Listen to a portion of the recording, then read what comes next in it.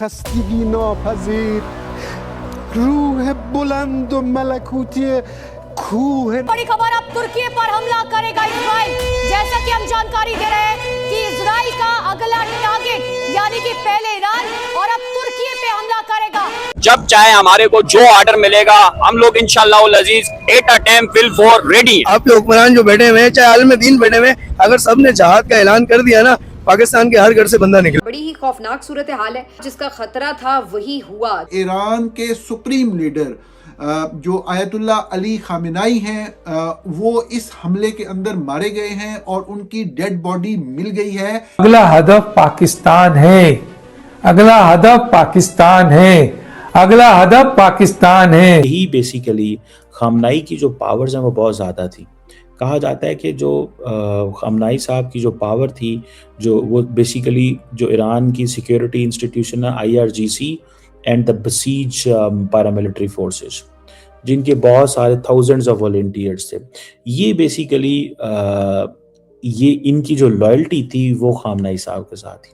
America वाले जो उनसे पहल कर चुके हैं, ठीक है, ईरान पे एक मुल्क जंग नहीं चाहता है, तो हमारा फर्ज ही नहीं बनता है या हमारा बनता ही नहीं है कि हम उसके ऊपर जंग मुसल्लत करें। इराक पे हमला किया था सद्दाम का रिजीम चेंज करने के लिए, सद्दाम की हुकूमत को ख़त्म करने के लिए। उसके बाद सबसे बड़ी यानी कि 23 साल बाद अमेरिका की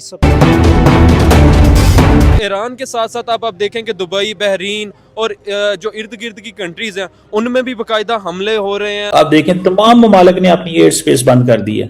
इस्लामाबाद एयरपोर्ट पे 15 फ्लाइट्स चलती हैं, यहाँ से आती हैं जाती हैं, ना वहां से कोई फ्लाइट आएगी ना फ्लाइट जाएगी।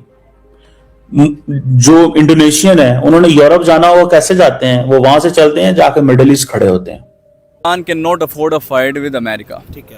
ठीक है, वो डायरेक्ट कन्फ्रंटेशन कर भी नहीं सकता। मैं तो उसने टारगेटेड हमला किया, उसने एटॉमिक जो साइंटिस्ट हैं उनको टारगेट किया, उसने जो सिर्फ एक हफ्ता दूर है ईरान अपना न्यूक्लियर मिसाइल बनाने से। ठीक है, अमेरिका ने हमला किया, उनकी रिहाइश के करीब जो है मिसाइल तकरीबन 7 मिसाइल गिरे, लेकिन Iran is the only country जो कि हमें रिटेलिएट करेगा। आलमी जंग की तरफ जा रही है, वर्ल्ड वॉर 3 होने वाली है ईरान की वजह से। ये 27 में हो जाएगी, कुछ ना कुछ होने वाला है। ये 2026 जंगों का साल। वो भले ही कितनी टेक्नोलॉजी हो, तबाह कर दे कुछ भी, हम लोगों ने भी तो चूड़ियां नहीं पहनी हुई है, हम लोगों ने भी तो मिसाइल रखे हुए, हम लोग भी तो एटमी कुव्वत हैं। तो हमारे चीफ साहब ने ऐसे नहीं बोला था कि ख्याल करो और सीधे हो जाओ। ईरान है वो हक और सच पे खड़ा है, उसकी गैबी मदद मालिक करेगा, अल्लाह करेगा। ईरान ने जो दुबई में कुछ बारिश की है ड्रोनों की, कामिकाज़ी ड्रोनों की, उसमें जो हुआ है, अबू धाबी में भी हुए हैं हमले और दुबई में भी, वहां पे किसी एक जगह पे एक पाकिस्तानी की शहादत की इतला। और आर्मी डिफरेंट ऑपरेट करती थी। और खामनाई साहब जो हैं उन्होंने न्यूक्लियर, उन्होंने कहा कि हम न्यूक्लियर वेपन बिल्ड नहीं करेंगे और न्यूक्लियर प्रोग्राम जो है वो सिविलियन पर्पसेस के लिए है। US इंटेलिजेंस और बाकी जो UN के न्यूक्लियर वॉच डॉग हैं, they have found no evidence by the way. ना ही अमेरिकन को मिली और ना ही UN को ये मिली कि वो एटॉमिक वेपन बना रहे हैं। लेकिन वो अमेरिकन कहते ही हैं कि जी ये बना रहे थे और हमने इसीलिए इनको अभी टारगेट भी किया है। वो अमेरिका की जो ठिकाने हैं उन पे हमला कर रहे हैं, ठीक है। फोल्ड जो है 4000 क्रू मेंबर के साथ 56,000 फी किलो 56 किलोमीटर फी घंटा की रफ्तार से जो समुंदर में तैरता हुआ मलाका स्ट्रेट से पर्शियन गल्फ की तरफ आ रहा है।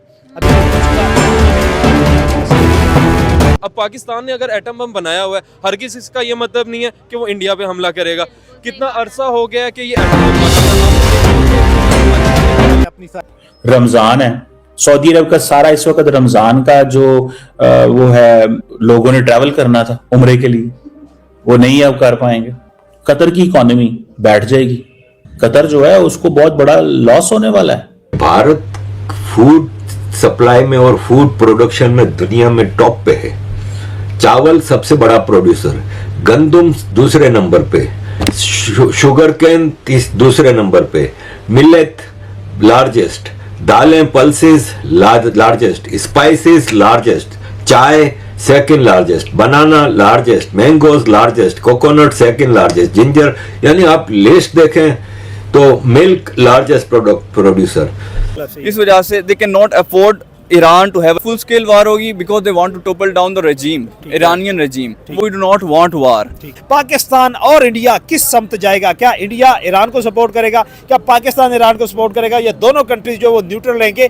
और कितने अरसे तक, क्या ईरान इतने लंबे अरसे तक ये अमेरिकन इतनी बड़ी सुपर पावर, इतनी बड़ी हाईएस्ट एयरफोर्स, उसको क्या सर्वाइव या बर्दाश्त कर पाएगा? रिजीम चेंज में ऑपरेशन करने में अमेरिका और इसराइल कामयाब हो सकेंगे? कुवैत के अंदर हो गया, कतर के अंदर हो गया, ओमान के अंदर, ओमान में एक बचा हुआ ओमान क्योंकि सालसी कर रहा था, ईरान के अंदर हो गया, इसराइल के ऊपर हमले हो गए, अमेरिका की बेस के ऊपर हमले हो गए, पूरा अरब खिता इस वक्त जंग के अंदर है।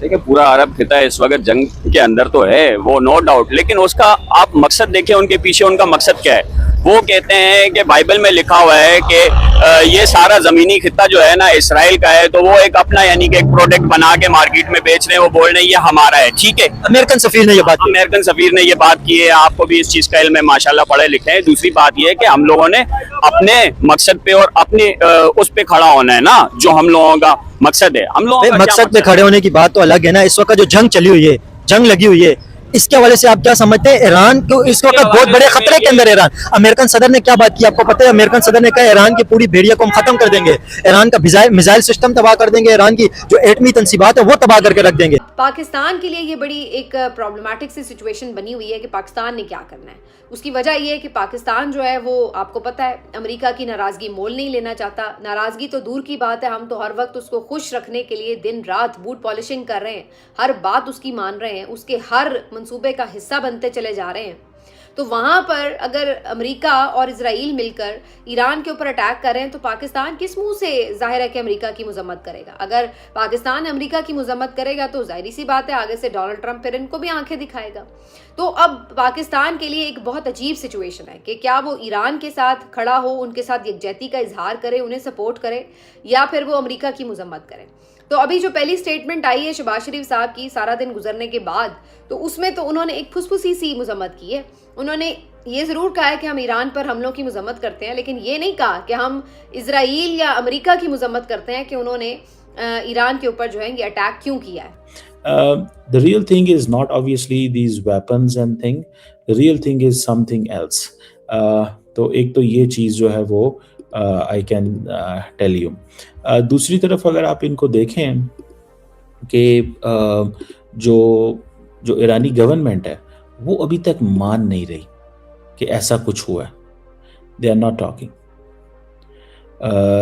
अब पूरी दुनिया के अंदर इस वक्त तल अवीव पे भी मिसाइल बरसाए जा रहे हैं। मिडल ईस्ट के अंदर तो बहुत बुरे हालात हैं, बहुत ही बुरे हालात हैं मिडल ईस्ट के अंदर कि आप देखें, मुझे just now as I am talking you a person who is a friend, he was in जो है दोहा, उन्होंने मुझे तस्वीर भेजी है जिसमें वो अपने अपार्टमेंट की बालकनी पे हैं और वो उनको एक पूरा बराज ऑफ मिसाइल्स जो है वो आ रहा है, जिसको कतरी जो है वो रोक रहे हैं। मैं किसी से कतर में बात कर रहा था तो दोस्त ने बताया कि वो मेरे से बात करते करते उसके फ़ोन पे अलर्ट आ गया। एयरफोर्स है, अपने त्यारे जो है वो खड़े किए हुए हैं और ये है सिर्फ और सिर्फ अपने बेबी का नखरा उठाने के लिए, और बेबी उसका है इसराइल। सवाल ये है कि why America attack on Iran? America Iran पे अटैक इसलिए कर रहा है क्योंकि जो सुपीरियरिटी थी इसराइल की इस खित्ते में और ग्रेटर इसराइल का जो खौफ था उसको पूरा करने के लिए। अब आप देखें कि क्या सूरत हाल है। अब फौज ने पाकिस्तान की इस्टेब्लिशमेंट ने अपने या कौम के वसीतर मुफाद में इसराइल और अमेरिका के सामने मुकम्मल तौर पे सरेंडर कर दिया है।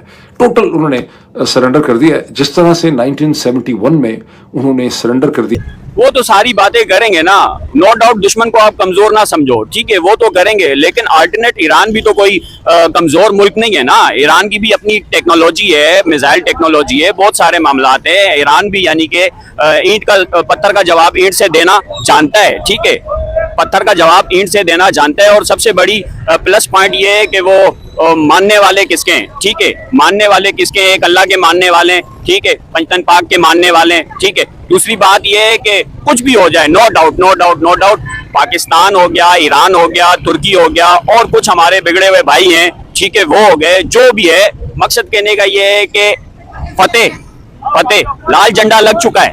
हम लोगों की मोर्चों में भी देखें, हम लोगों के जो फील्ड मार्शल हैं जनरल साहब सैयद आसिम मुनीर साहब, उन्होंने बहुत अच्छा काम कर रहे हैं, बहुत एफर्ट कर रहे हैं। अब ये देखें ट्रम्प साहब ने भी उनको जो है ना ऐसे ही कह दिया कि पाकिस्तान जो कर रहा है अच्छा कर रहा है। भाई तुम्हारे बोलने से हम लोग अच्छा कर रहे हैं या नहीं कर रहे हैं कि अफगानिस्तान जंग के हवाले से बात करें। अफगानिस्तान वो एक उनको टो कर रहे थे ना, एक टो कर रहे थे। अब उस हिसाब किताब से आप देखें लगे रहे आपस में, लगे रहे आपस में, अंदर ही अंदर वो खुश हो रहे हैं। लेकिन नो डाउट हम लोगों की जो पॉलिसी है ना वो सारों को साथ लेके चलने वाली पॉलिसी है। एक बात, इसराइल के लिए जो इस दुनिया के अंदर सबसे बड़ा जो दुश्मन है ना वो अरब ममालिक नहीं है, वो पाकिस्तान है। अगर आप हिस्ट्री उठा के देखें, बच्चे से लेके बड़े तक जो उनके रैंक पे हाई रैंक में बैठे हुए वो पाकिस्तान को तोड़ने के चक्कर में।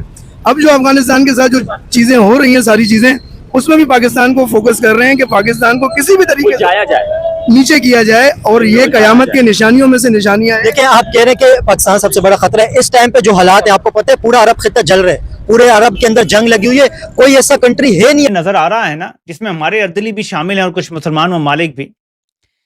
इसके पीछे एक वजह है, और वो ये है कि अगर अमेरिका और इसराइल इस बार इस जंग में रजीम चेंज करने में नाकाम हो जाते हैं और ये जंग बगैर ईरान को खत्म किए खत्म हो जाती है, तो इसके बाद ईरान लाजमन एटमी हथियार बना लेगा।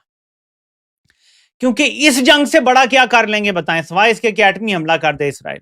दोस्तों, अमेरिका शुरू से ही चाहता था कि ईरान न्यूक्लियर ताकत ना बन पाए। इसी वजह से पहले से ही इजराइल और अमेरिका ने ईरान पर हमला किया था, लेकिन तब भी ईरान का एटीट्यूड और घमंड नहीं टूटा था। इसी कारण से आज फिर इजराइल और अमेरिका ने मिलकर इनको ठोका है। अब दोस्तों, सुनने में ये आ रहा है कि ईरान का जो सुप्रीम लीडर है उसको जहन्नुम भेज दिया गया है, जिससे पूरे ईरान में मातम छाया हुआ है। साथ ही दोस्तों, भारत, पाकिस्तान, बांग्लादेश, इनमें जो आसमानी सोच वाले हैं वो मातम करने का दिखावा कर रहे हैं, क्योंकि सच्चाई ये है कि ये खुलकर ईरान का साथ नहीं दे सकते हैं। इनको भी पता है कि इजराइल वही हाल कर देगा जो गाजा और अभी अभी ईरान का हुआ है। और दोस्तों, सबसे ज्यादा जज्बे वाला पाकिस्तानी होते हैं। जैसा कि आपने वीडियो में देखा होगा कि कैसे पाकिस्तानी ईरान के लिए मरने मारने को तैयार दिख रहे हैं। मतलब ये अपने आसमानी सोच को दिखा रहे हैं कि हम मुस्लिम भाई के साथ हैं, यानी ईरान के साथ हैं। लेकिन भाई साहब, इनसे कोई पूछे कि मुस्लिम भाई तुम्हारा अलग अलग होते हैं क्या? क्योंकि अभी जिनसे ये खुद लड़ रहे हैं, यानी कि अफगानिस्तान, वो क्या दूसरे ग्रह से आया है? वो भी तो मुस्लिम है,